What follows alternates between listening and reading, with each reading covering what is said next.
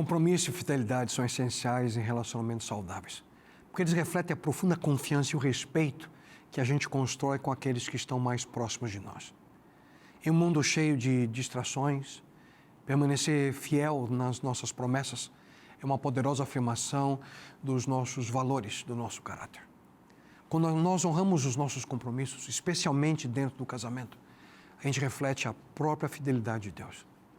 E essa dedicação fortalece os laços de confiança, porque traz paz e a estabilidade que a gente tanto precisa, porque honra a essência de tudo aquilo que representa a realidade do amor.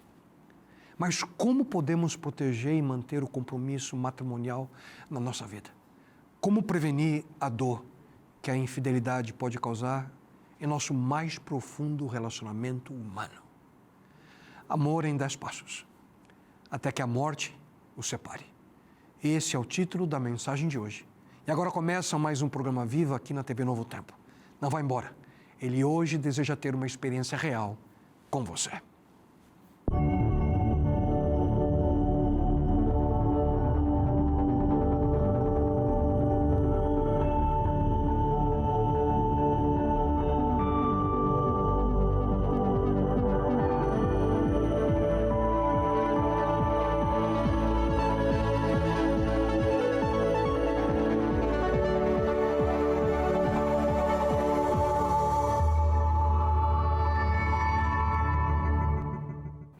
Olá você!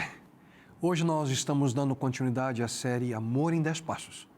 E nessa série nós estamos estudando os princípios que nós encontramos no muro de proteção criado por Deus para proteger a civilização humana. Esse é o antigo código moral estabelecido por Deus, que é conhecido como os 10 Mandamentos. Mas mesmo antes de começar a mensagem, me permita oferecer um presente muito especial para você. Essa é a revista especial Esperança, Céu ou Inferno, para onde estamos indo. Esse material foi preparado para ajudar você a melhor entender questões como boas ações me levam ao céu, entrar no céu é de graça. Portanto, não perca essa oportunidade. Mande uma mensagem hoje mesmo para o nosso WhatsApp, 12 98 244 4449 e peça o seu exemplar da revista Esperança, Céu e Inferno. Eu não tenho dúvida que esse material vai ser uma bênção para a sua vida e para aqueles a quem você ama e quer bem. Sem qualquer custo, nós vamos enviar para o endereço da sua preferência. E segue aí o número novamente, anote, 12 98 244 4449. Em mais uns minutinhos, manda uma mensagem para a gente. Queridos, como mencionei há pouco, na continuação do tema relacionado com os 10 mandamentos, hoje nós vamos abordar o 7º, que pode ser resumido em apenas uma sentença. Ao Deus dizer: a instituição da família, através do relacionamento íntimo entre um homem e uma mulher, é algo que deve ser levado a sério. E é disso que trata o 7º mandamento. É sobre quebrar algo que é muito frágil, precioso e muito, muito difícil. Muitas vezes quase que impossível de se consertar. E é por essa razão que Deus afirma incontestavelmente: não adulterarás. Queridos, nada destrói a família mais rapidamente do que o adultério. E é por isso que, nesse plano de proteção, Deus estabeleceu esse mandamento para a família. Ele não quer que isso aconteça na vida de ninguém. E para muitos eu entendo. Somente ouvir isso traz tristeza e pesar na vida. E por favor, entenda que o propósito da mensagem de hoje, de maneira alguma, é trazer memórias tristes do passado para sua mente.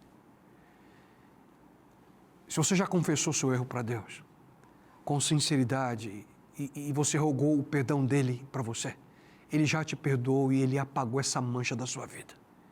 E você tem que fazer o mesmo com você mesmo. Mas hoje, nós vamos focar nossa atenção no futuro e não no passado. Porque Deus é um Deus que tem alegria, ele se deleita na alegria. E Deus criou meios que nos levam a ter alegria, sentir prazer. E entre esses muitos meios que nós podemos chamar de presentes de Deus, está o sexo. Deus criou o sexo. Mas como todas as outras coisas da nossa vida, nós precisamos controlá-lo. Como todos os outros presentes, existem limitações relacionadas a ele.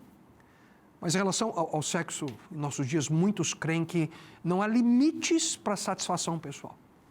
Muitos saem por aí, se gabam das suas conquistas, das suas aventuras com diversos parceiros, parceiras, buscam a liberdade, porque estão buscando aquilo que acham ser a alegria sem limites.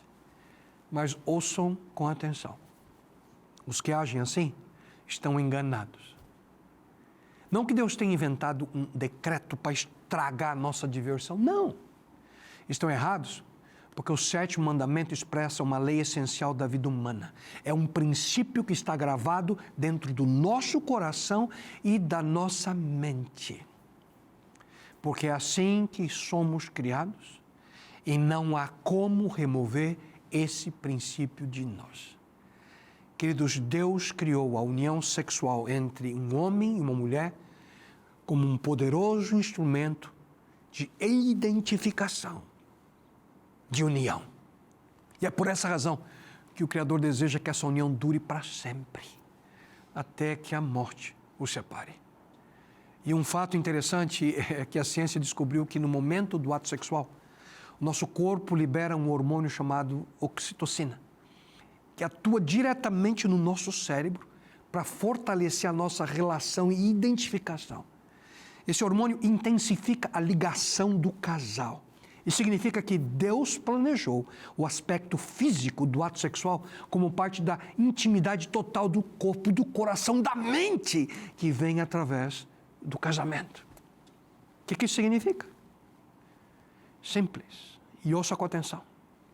Ao contrário do que muitos creem, é impossível fazer sexo e sair da cama na crença de que nada aconteceu.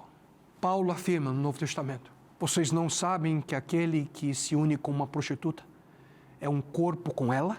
Pois, como está escrito, os dois serão uma só carne. E o próprio Jesus Cristo, ele se referiu à ligação da intimidade física entre um homem e uma mulher, dizendo o seguinte, ouça. Ele respondeu: vocês não leram que no princípio o Criador os fez homem e mulher e disse: por essa razão o homem deixará pai e mãe e se unirá à sua mulher, e os dois se tornarão uma só carne.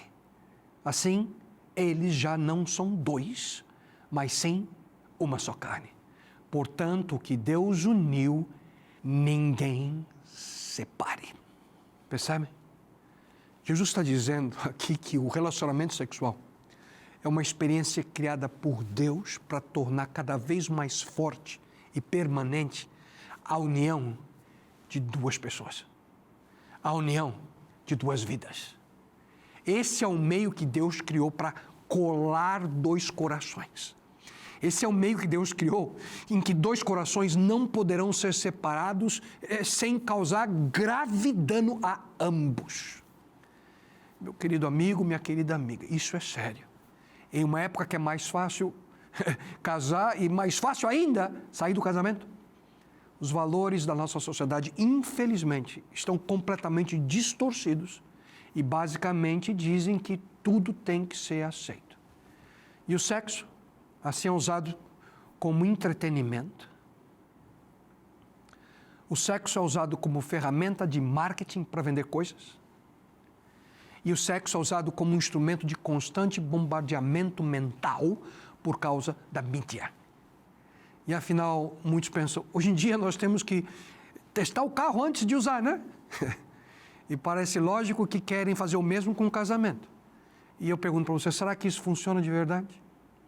As estatísticas apontam para o contrário. Quanto mais ativo sexualmente antes do casamento, maior probabilidade que se traiam depois de estabelecido o vínculo matrimonial.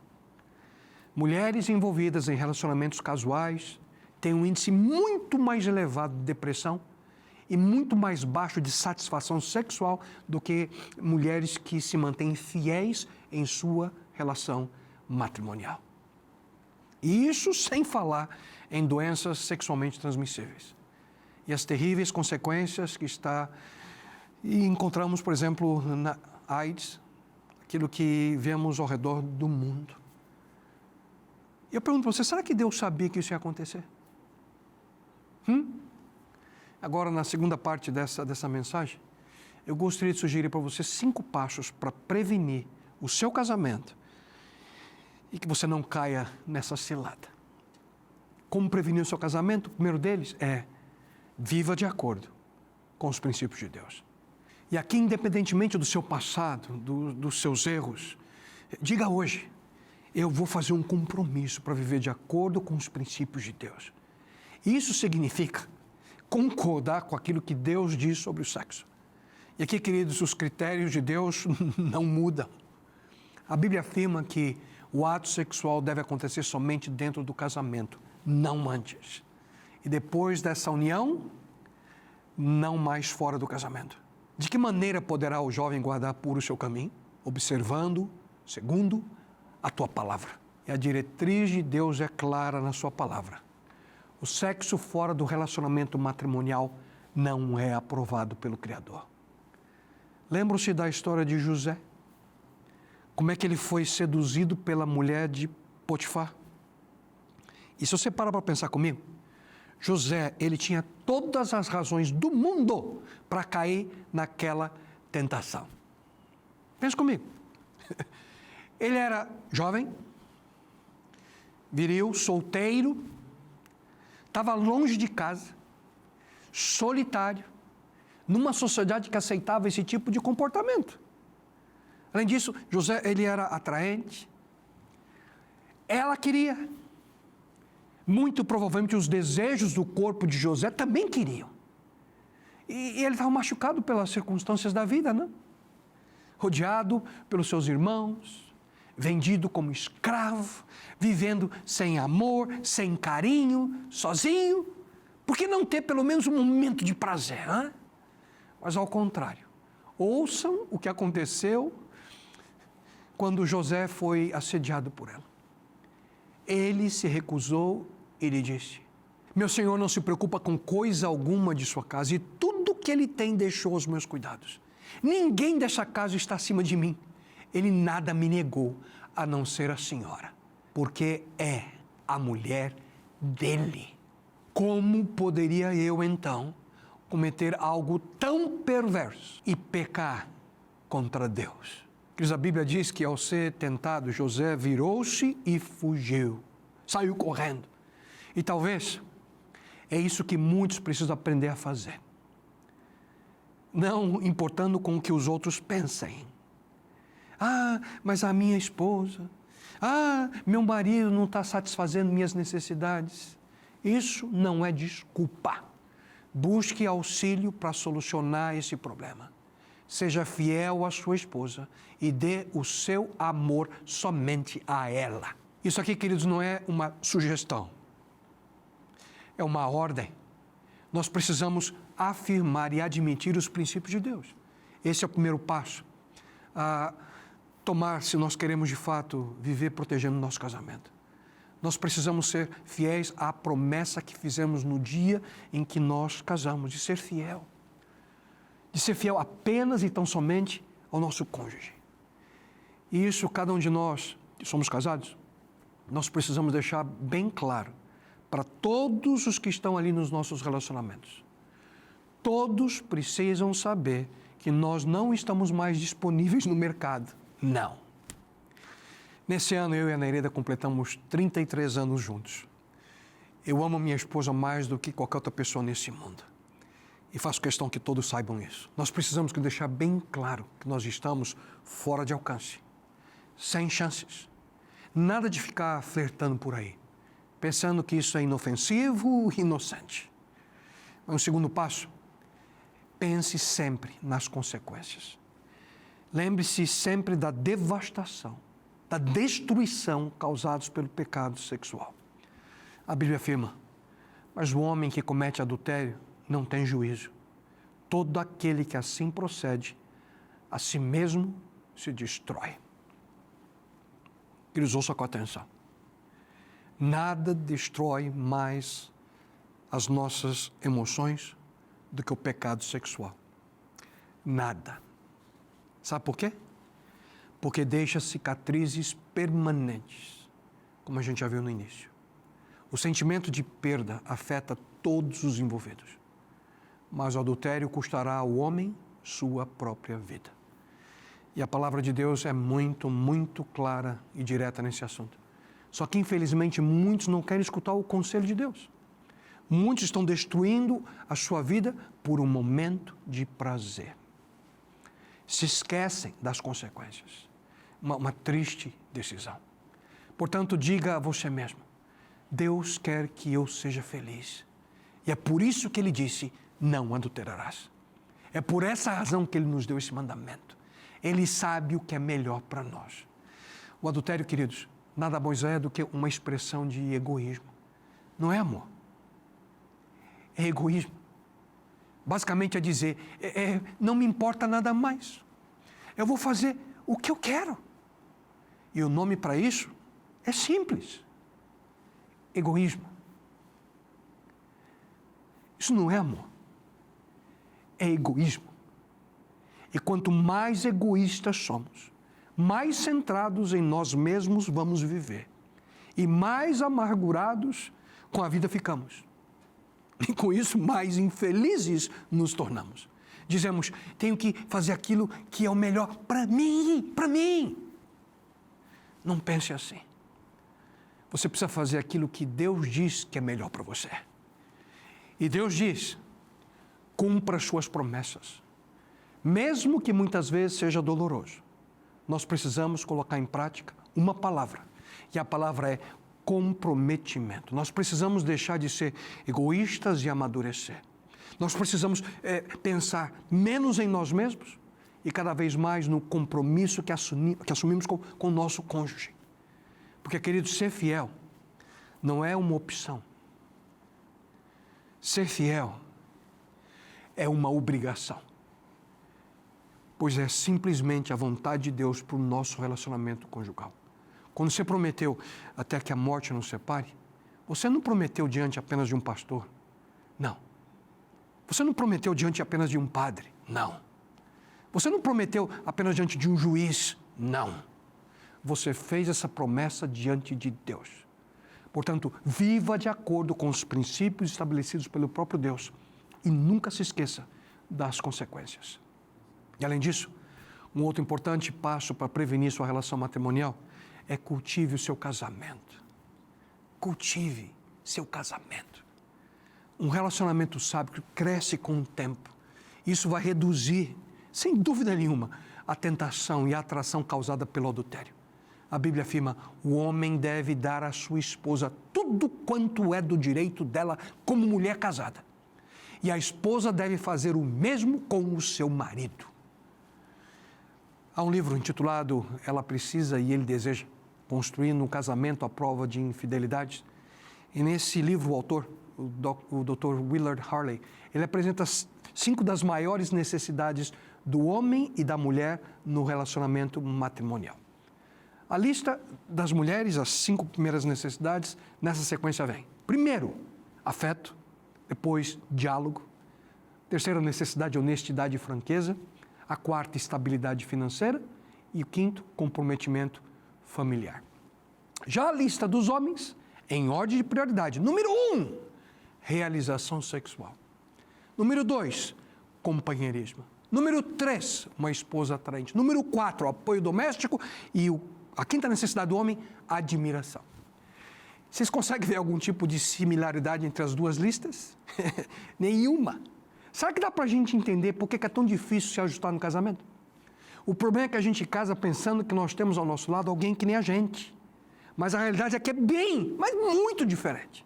E muitas vezes a gente deixa de dar atenção e consideração necessária para cultivar a relação. Um dos grandes problemas, no entanto, nos relacionamentos entre marido e mulher é na área física, é na área de sexualidade. Paulo diz no Novo Testamento, não privem um ao outro do relacionamento sexual normal. Caso contrário, é óbvio, vocês irão expor-se à tentação de Satanás. A Bíblia, portanto, afirma que o sexo é uma responsabilidade espiritual no casamento. E privar um ao outro é pedir para viver em perigo. E para que isso não ocorra no casamento, nós precisamos desenvolver um relacionamento com o nosso cônjuge, que ele é o nosso melhor amigo, a nossa melhor amiga, aquele a quem mais queremos estar juntos. Já um quarto passo, proteja a sua mente. Que as pessoas não caem em imoralidade do dia para a noite. Faz parte de um processo que envolve a mente humana. Jesus Cristo afirmou, vocês ouvirão o que foi dito, não adulterarás, mas eu lhes digo, qualquer que olhar para uma mulher para desejá-la, já cometeu adultério com ela no seu coração. Você percebe, a batalha contra qualquer tentação, especialmente a sexual, começa na nossa mente. É naquilo que você pensa, é assim que você vai agir. No livro de Tiago, no Novo Testamento, nós lemos, mas a tentação é a fascinação dos próprios pensamentos e desejos maus do homem. Estes maus pensamentos levam às más ações e depois disso, o castigo da morte. O maior problema aqui é que muitos não levam a sério a importância de proteger a sua mente. Afinal, será que isso é importante de verdade?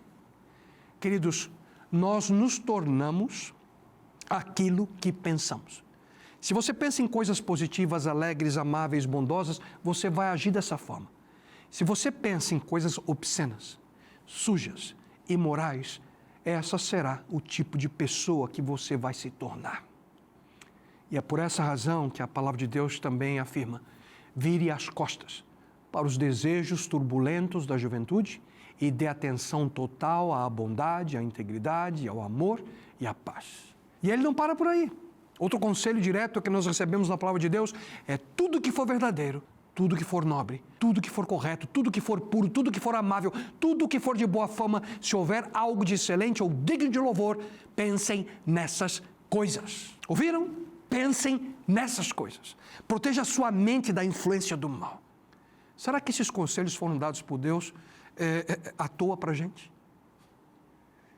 Se nós não protegemos a nossa mente da influência do mal, a gente vai ser levado por esse processo de imoralidade e a gente não mais tem controle sobre os nossos pensamentos. E os resultados são catastróficos. E como o último passo, mantenha os limites adequados. A maioria dos casos essas conjugais ocorrem não com estranhos. Ouviram? Acontecem com amigos, colegas de trabalho, com pessoas que estão próximas a nós. E como sempre temos que lidar com pessoas no nosso dia a dia, como é que a gente deve manter o limite entre nós e elas? E aqui alguns conselhos. Em primeiro lugar, não fique ouvindo alguém do sexo oposto sobre seus problemas matrimoniais. Essa é uma armadilha.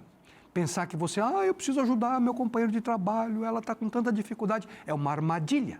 Porque você está sendo simpático, atencioso ali para aquela pessoa e quem sabe, eu nunca ia te tratar assim.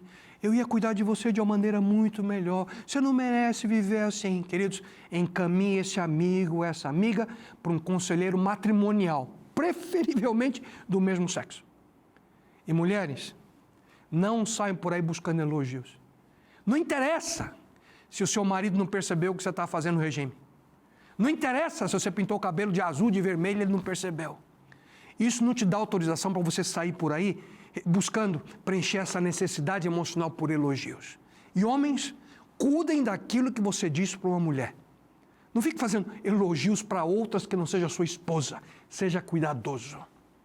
Outro aspecto, evitem ficar encarando outras pessoas de maneira prolongada. Colocar os olhos nos olhos de uma outra pessoa, se passou de meio segundo, já é um problema. Isso não é errado para os solteiros, né? Mas não é apropriado de maneira alguma para casados. Em puro português a gente chama isso de paquera, né? Pelo menos é assim que eu chamava quando eu cresci. Quando você olha, esse tipo de comportamento não é apropriado. Evite esse comportamento se você é casado.